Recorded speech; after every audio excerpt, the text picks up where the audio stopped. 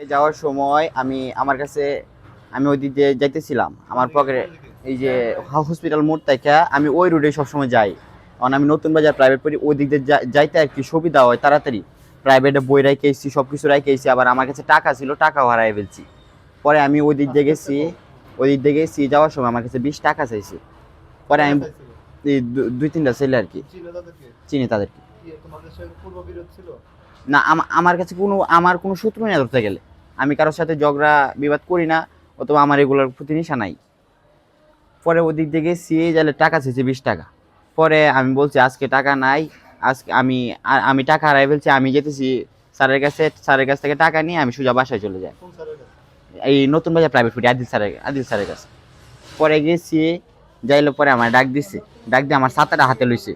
আমার অনেক মাথা ব্যথা, অনেক শরীরে ক্লান্তি। 3 ঘন্টা পরীক্ষা ছিল, 2 ঘন্টা 20 মিনিট পরীক্ষা দিছি। আমি তাড়াতাড়ি আমার যাওয়া হইলো কথা, আমার অনেক মাথা ব্যথা। পরে আমি যদি দৌড় দিই আমারটা লাগে আমি পড়ে যাই, আমি পড়ে যাই দৌড় দিলে আমারটা লাগতেছে আমি পড়ে যাই। পরে গেছি, যাইলে আমার ডাক দিছে, ডাক দেয় না, ছাতাটা ছুরি দিয়া পাড়ায় ভাঙছে। ভাঙা পরে আমারে মাথার মধ্যে আঘাত করছে প্রথম দিয়ে। পরে 4 আর 10 জনে মিললে পরে আমারে পার দিছে, পার দিলে পরে একটা লোক ছিল, ওনারা যাই আমি পাঞ্জায় ধরছি, পরে আরেকটা পার দিছি। পরে গেছে গা, ওরা ধরে গেছে গা, পরে উনি আমার হসপিটালে নিয়ে আইছে। শিলি